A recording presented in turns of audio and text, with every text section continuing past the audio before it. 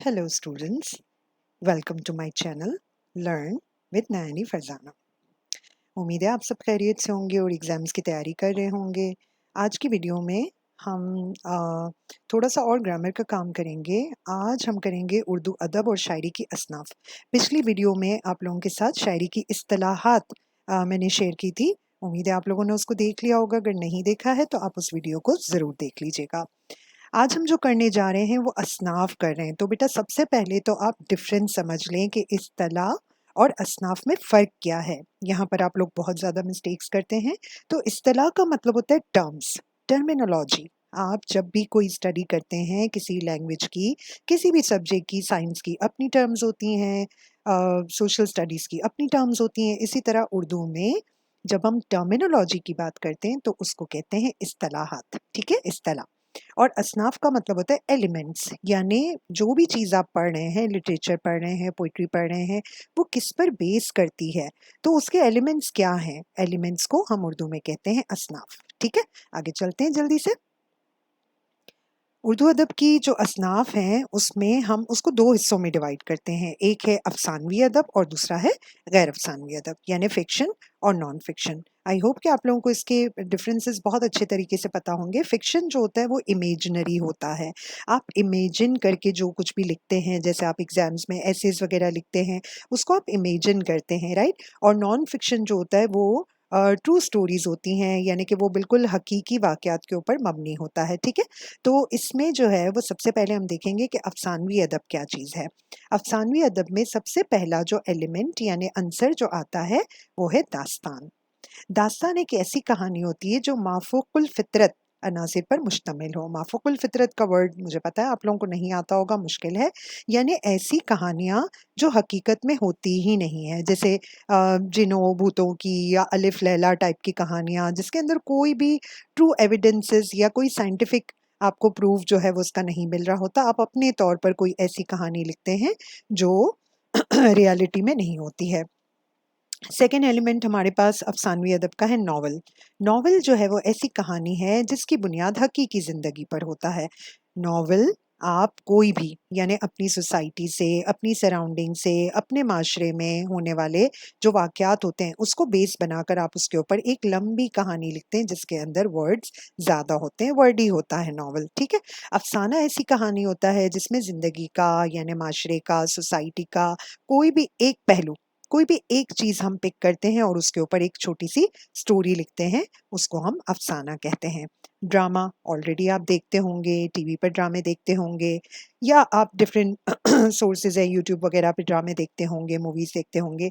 उसमें जो है हम क्या करते हैं कि जो कैरेक्टर्स होते हैं, जो किरदार होते हैं, उनको चलता फिरता दिखाते हैं और उनके डायलॉग्स की सूरत में हम कोई कहानी बयान कर रहे होते हैं। ठीक है।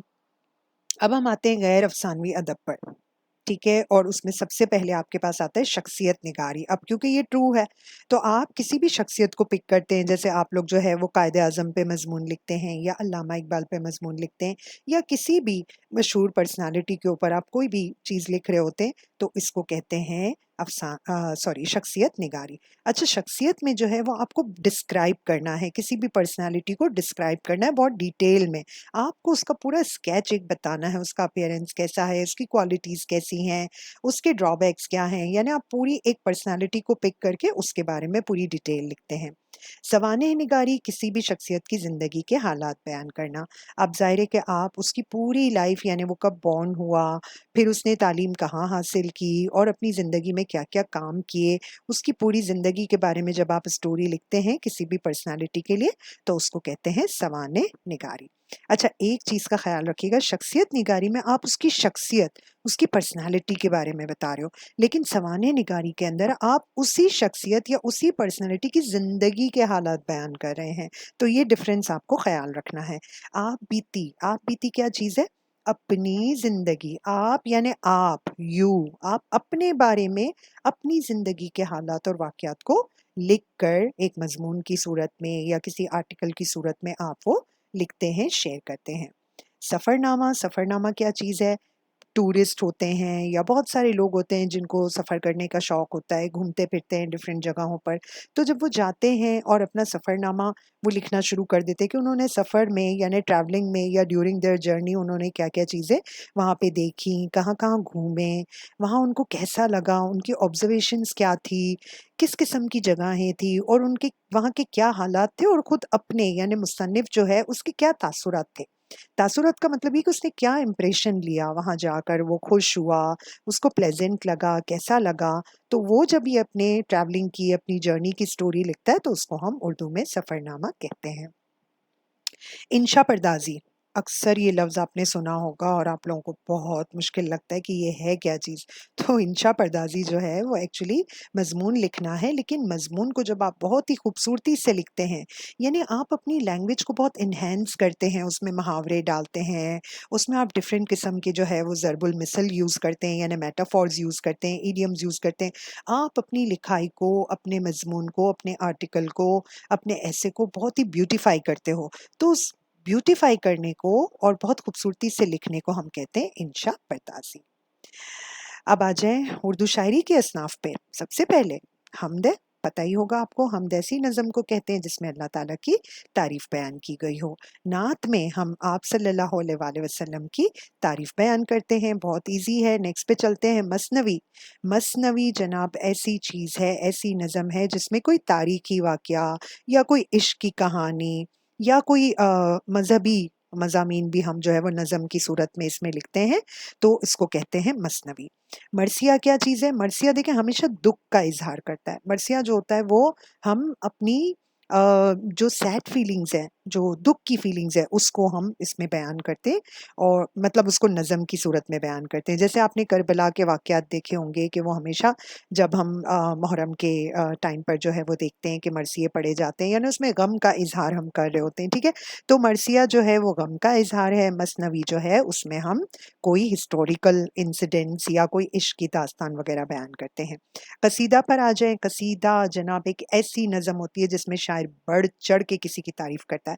तो नॉर्मली ऐसा होता था कि पुराने ज़माने में जब बादशाह वगैरह होते थे, तो शायर जो है वो उनके लिए कसीदे लिखा करते थे।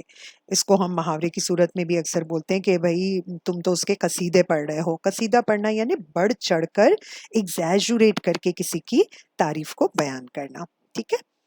और नेक्स्ट हम देखते हैं नज़म। अब नज़म क्या चीज़ है, ग़ज़ल क्या चीज़ है, इसका फ़र्क आपको समझ में आना चाहिए, ये ज़रूरी है।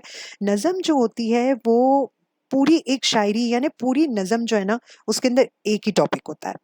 एक ही टॉपिक होता है। आप टॉपिक कोई-सा भी उठा सकते हैं, उसमें टॉपिक में आपको कोई भी रिस्ट्रिक्शन नहीं है कि आप इस टॉपिक पे लिखें, उस टॉपिक पे लिखें, आप कुछ भी लिख सकते हैं। लेकिन पूरी की पूरी नज़म जो है, वो एक टॉपिक को फ़ॉलो कर रही होती है, ठीक है? यानी पूरी नज़म के अंदर जो है वो एक सेंट्रल आइडिया मौजूद होता है। लेकिन ग़ज़ल में जो है, ग़ज़ल के अंदर ग़ज़ल का हर शेर यानी एक शेर भी जो है, वो एक कंप्लीट टॉपिक रखता है। तो अगर किसी ग़ज़ल के अंदर 7 अशआर मौजूद है, तो वो सातों के सातों अलग हो सकते हैं, ठीक है? ग़ज़ल में जो है वो नॉर्मली ये होता है कि प्यार-मोहब्बत की बातें होती हैं और इस तरह के जो है वो टॉपिक्स होते हैं। लेकिन होते तो नज़म में भी हैं, ग़ज़ल में भी अब आज़ाद शायरी होने लगी है, लेकिन दोनों में मेन फ़र्क ये है कि नज़म में एक ही टॉपिक होता है, ग़ज़ल में हर शेर में आप डिफरेंट टॉपिक यूज़ कर सकते हैं। और इसके अलावा ग़ज़ल के अंदर जो है वो रदीफ़ और काफ़िये की बहुत ज़्यादा इम्पोर्टेंस होती है। मैं पिछली वीडियो में भी बता चुकी हूँ कि रदीफ़ और काफ़िया क्या चीज़ है, अगर आपको नहीं पता तो आप मेरी वीडियोज़ देख सकते हैं। ग़ज़ल के पहले शेर को मतला और आखिरी शेर को मक़ता कहा जाता है। Thanks for watching.